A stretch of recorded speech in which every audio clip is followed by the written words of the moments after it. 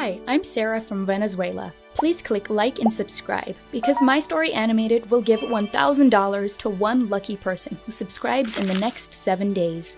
I was born to a very poor family, and my mother worked as a maid in rich households. Dad left us before I was born, and it was always just Mom and me. She loved me to bits, and she always told me that I was the prettiest girl.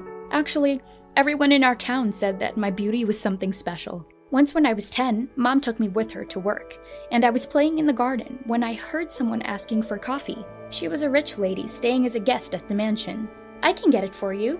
"But you're so small. Do you even know how to make coffee?" "Yes, I do. I always make it for my mom." I rushed to the kitchen to prepare her the best coffee in the world. The rich lady was freaking impressed. A few days later, Mom came home and she gave me some really exciting news. I'd be going to a really good school. But then she dropped a bombshell on me. She said that the school was in a far-off place and I would stay with the rich lady. "No, Mom, there's no way that I'm leaving you." "It's okay, honey. Madam will love you and look after you better than I ever could.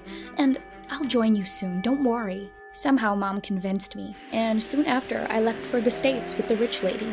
She had a beautiful daughter named Diana. I ran up to her and held up my hand, to which she rudely slapped it away. "Really, Mom? When you were choosing a maid, did you have to choose the prettiest girl in Venezuela?"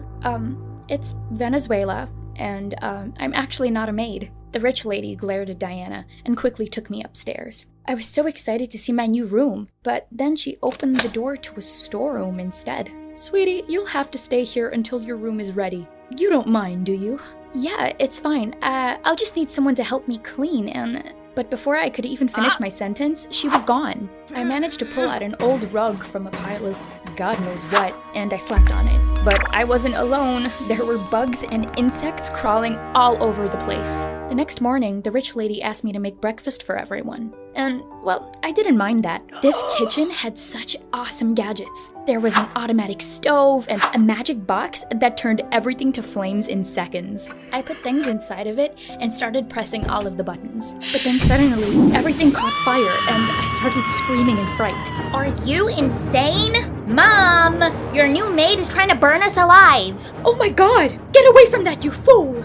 The rich lady looked really mad. But then she told me to go get ready for school. Finally. But just as I was getting into the car with Diana, she pushed me away. "And where do you think you're going, loser? This is not your ride, and you're not going to school with me." So, turns out my school was different from hers, and I had to walk there all by myself. On the very first day of school, though, everyone looked at me in amazement. "Oh my God, you're so pretty. Come sit with me." "Wow. What shampoo do you use? Can I smell your hair?" Everyone here was so nice, especially the boys. Even the teachers warmed up to me instantly and thought I was really smart. I went home that day feeling really happy, but then I found that the rich lady was waiting for me, looking raging mad. "Why are you home so late? And where is the money you stole?" "I'm late because I walked home, and what money? I don't have any money." "You should check her room, Mom." When I went up to the storeroom, Diana found some bucks hidden under the old rug. I swore I had no idea how they got there, but the rich lady wouldn't listen to anything that I had to say. "You're lucky I'm not shipping you back home after this stunt. You'll be doing chores around the house from now on. And I'm not giving you the nice room either. I'm watching you, Sarah. One toe out of line and I'll kick you out." And with that, she stormed off, slamming the door behind her. I felt terrible. Why were they treating me this way? But I decided I didn't have time to pity myself. Mom had sent me away for my education, and there was no way that I was gonna let it all go in vain. A few years passed, and now I was officially their maid. At least life in school was good, except the guys were crazy. They'd follow me around and pester me to go out with them. One time, in 7th grade, this boy Luke, who was obsessed with food, gave me a necklace made of sausages. "Be my girlfriend, Sarah. I'll bring you all the food in the world, baby." I still preferred the weirdos at school over the witch waiting for me at home. Diana just continued to make my life misery. At first, I didn't react much. I wanted to stay out of trouble. But after a while, I had to get back at her. Diana had this huge dream of becoming an actress, and she was super conscious about her skin and looks. So, I went up to her one day, and I said, "Do you want to know the beauty secret of Venezuelan women? We make a special mud mask and we apply it every single day." "So why are you just standing there and looking at my face? Go make it for me. Now!" So I skipped off and blended some dirt from the backyard with some kitchen garbage, and it smelt vile. I almost died laughing when she started gagging, but she still put it on her face every day. She was so dumb. I always wondered how she always had such good grades. But it all made sense when I once overheard her bribing one of her teachers to make a false report card. One evening, the rich lady excitedly announced that a friend of hers knew some big movie producers and directors, and that she was gonna throw a big party to introduce Diana to them. They're looking for the lead role in some big TV series. My peach, you'll be perfect for it. And you, Sarah, here is a list of things that you need to do for the party. Don't screw anything up. I slaved away for days, while Diana just tried on hundreds of dresses and still turned up to the party looking like a goose. But when I entered into the room, everyone looked stunned. Within seconds, I was surrounded by a number of people who kept asking me if I was an actress. I could literally feel Diana's death glares, and then suddenly, she charged towards me furiously. But she tripped on her stupid dress and fell straight into the fountain. Everyone gasped as Diana stepped out of the water, looking like a freaking penguin. Just then, a weird man shouted and started pointing at me. That's it. That's the kind of natural beauty that I'm looking for. So simple, yet so elegant. You're the lead for my next project. Me? Her? Yes, you. The pretty girl.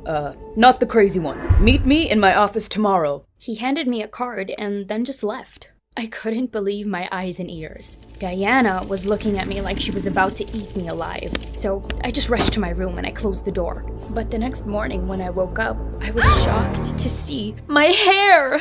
Diana had chopped off all of my gorgeous long hair and put green paint all over my face. I looked like a freaking skinny Hulk. That's what you get for stealing my life and dreams, jerk. You devil! I'm gonna kill you today! I jumped at her and started pulling her hair, but that didn't end too well for me. The rich lady ended up grounding me for a week. No! I have to meet the producer tomorrow! Please let me go, and I'll do anything that you say after that. In your dreams. Do you really think that you can just crush my baby's dreams and be happy? Not on my watch! She locked me in my room, and there was no way out. Of course, I missed my appointment with the producer the next day, and I felt so terrible about it. Later that night, I woke up startled at some noise, and to my horror, it was Luke climbing in through my window. Oh my gosh! What do you think you're doing here? You didn't come to school, so I was really worried, Cupcake. Oh, and look, I brought you Mexican food. You know, from your country. Ugh, what an idiot. Luke, can I just use your phone for a second?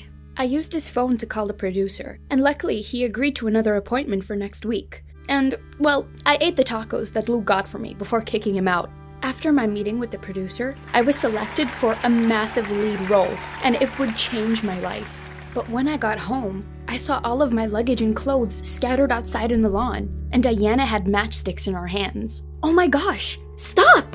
What are you doing with all of my stuff? I'm burning it, because it's yours. How dare you try to steal everything that is mine? I didn't steal anything from you. I worked hard for it, so just stop with all of this madness, okay? I tried to stop her, but she went ahead and torched all of my clothes. Go back to your stupid mom in the same rat hole that you came from, loser. That was enough. I ran inside the house and took all of her real grade cards with big F's all over them and went straight to the rich lady. Look, this is what your spoiled brat has been up to all this time. She bribes the teachers to make false grade cards for you to see. What? Diana, is this true? And that's not all. She's the one who keeps stealing the money from your purse, and she blames it on all the maids. Stop it, you witch. I'm gonna kill you. She even has 86 different boyfriends from all around the world, both online and offline. All that's left for her to date now are the penguins in Antarctica. That's enough. From both of you. Diana, you're grounded. But Mom! And you. So what if she did all that? She's my daughter. Did you really think that a maid like you can humiliate her in front of me? Go to your room and stay there for a month. In your dreams. What did you say? Exactly what you heard. I'm not staying here another minute. There is no way that I'm letting you control me anymore. I left the rich lady's home for good and went on to shoot my new project.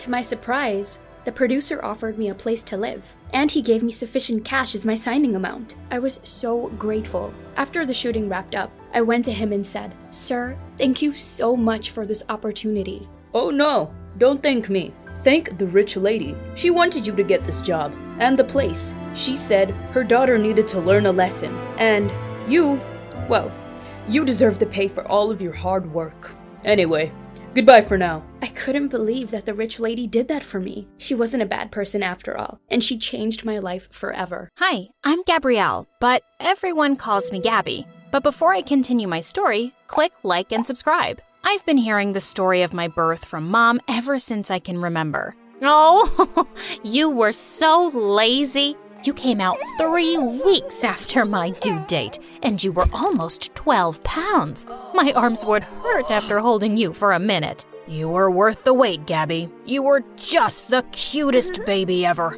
and you still are. Dad adored me, and so did my older twin siblings. I'm sure Mom loved me too, but she had a funny way of showing it. Once when I was 3, everyone was eating pizza for dinner, but Mom just kept popping boiled carrots in my mouth. I suddenly leapt onto the table and bit into her pizza slice. She pulled it away, but I clung onto it like a puppy. What are you doing? Let Gabby have pizza. Come here, sweetie. I'll give you the biggest slice. Mom looked mad. She doesn't need more calories. You're turning my daughter into an elephant. But I didn't care. I was eating pizza. Once on Halloween, I went trick-or-treating with my siblings and came home with my bag full.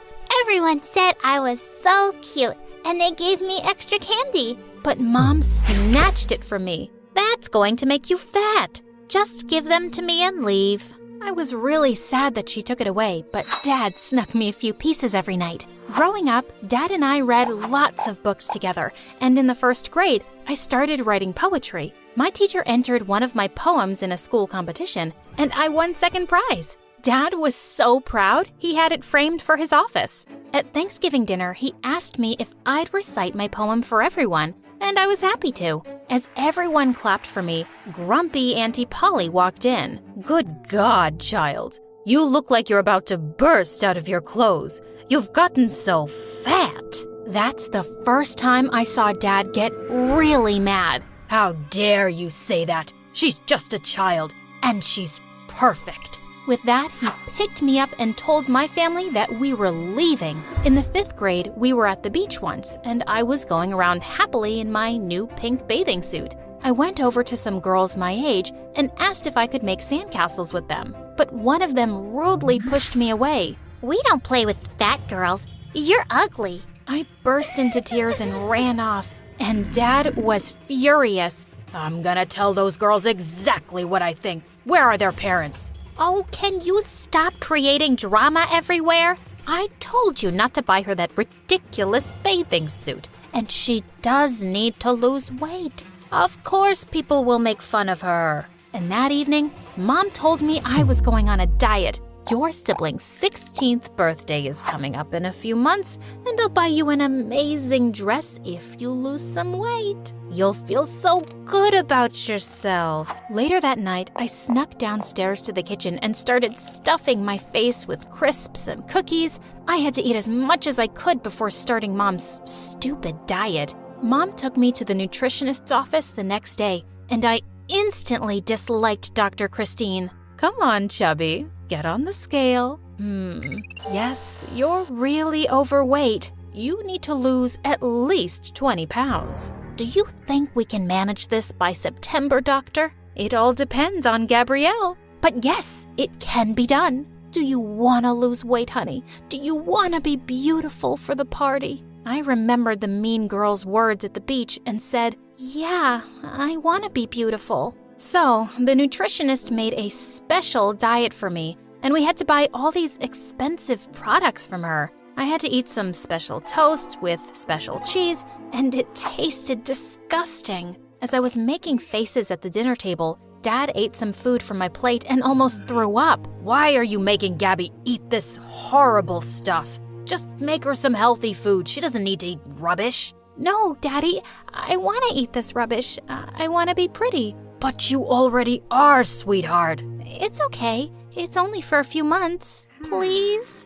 Don't look at me. She wants to be skinny. Dad looked kind of sad, but he didn't say anything after that. I kept doing the awful diet, and I didn't lose an ounce, not an inch. The day of the big party was approaching, and Mom waited until the very last minute to see if I'd lost some weight before she took me shopping. She asked the saleswoman to show us clothes that would look good on me. Oh, I see what you mean. You want her to look skinny. I might just have the right dress.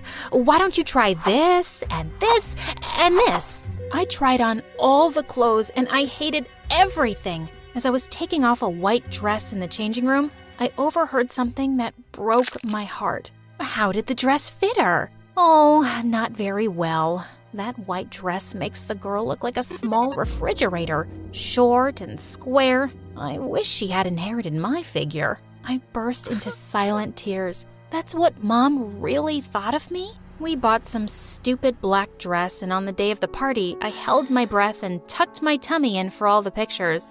I just felt ugly and miserable. Being fat didn't affect my ability to love, though. I was falling in love at school all the time, but I'd grown up too insecure and shy to ever ask anyone out, and well, no one ever noticed me. In the 9th grade, I fell madly in love with James, this gorgeous boy who was 2 years older than me. He played baseball, and I'd watch him from a distance and write poems about him. One day at lunch, someone tapped me on the shoulder, and I almost fell off my seat when I saw it was James. Hey, you dropped this paper in the hall. Did you write this poem yourself? It's really good. I just stared at him like a dumb goldfish, and seconds later, a skinny girl took his arm and led him away. I crumpled up the paper and threw it away angrily. Of course, he had a girlfriend who looked like a freaking model. Just then, this annoying bully Aaron from my class sat next to me with a grin. Ah, chubby Gabby. You like James, don't you?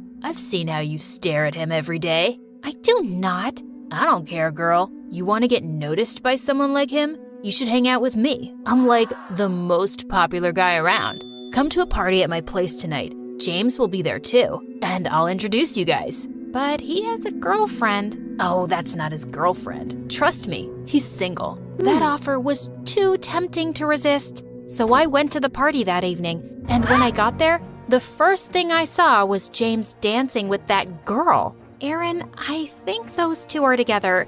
This is stupid. I'm just gonna go home. Oh, poor dummy. You don't know the first thing about guys, do you? Give him something to be jealous about, like this. And suddenly, Aaron pulled me in and kissed me. I immediately shoved him away. What's wrong with you, Gabrielle? You just show up uninvited at my party, begging to kiss me? Does being fat make you needy and desperate for love? I stared at him in horror as I felt everyone's eyes on me. You liar!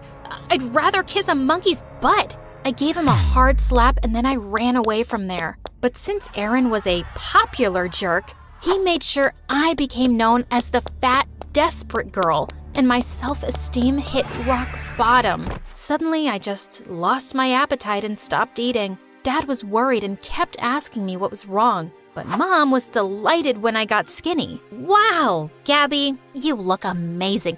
Want to go shopping? No, I'm good, thanks. But you're in those big clothes. Fat clothes, you mean? Why are you talking to me like that? What did I do to you? Nothing, Mom. You're just perfect. When I went off to college, I finally made some friends there. Suddenly, I fit in the clothes. I fit in with others. But then I discovered something. No one here cared about my looks. People were interested in my poetry and the things I had to say, not the way I was on the outside. For the first time, I felt I could breathe. I started relaxing, eating more, and having fun. When I went home for Christmas, I took my coat off and found Mom staring at me like a hawk. Gabby, did you gain weight? I don't know, Mom. I didn't check. But it's such a shame that you're getting fat again, honey. You have to be careful. So what if I get fat? Will I be ugly, useless, worthless? What's wrong with you? Are you upset about something? Mom, I'm mad at you. You made me feel my entire life that being fat is the worst thing in the world, that it's the only thing that defines you, but it's not. I was only looking out for you. I want you to be healthy. Are you sure? Because I was unhealthy and miserable when I got skinny, and you weren't bothered about that. The only thing you ever wanted for me was to be pretty no matter what the cost. You've just never loved me the way I am. That's not true. I care a lot. Yeah, I'm sure you care, Mom. Just not in the way that's any good for me. I'm leaving. Well, we're coming with you. I'd like to enjoy a family dinner for once. I turned around to see my dad and siblings looking really angry at Mom. We all left without her, and we had an amazing Christmas dinner at a restaurant. As Dad dropped me off at college, he put his hands on my face and said, "I'm so proud of how smart and strong you are, and I'm glad you're realizing your own worth. You are and always will be perfect to me." Time passed and I gained and lost weight all the time. And even though my confidence was better, I still had a hard time believing that someone could love me just the way I was. But one day, someone tapped my shoulder at the supermarket. Hey, Gabrielle, right? Oh, yeah, hi. I'm sorry. Who are you?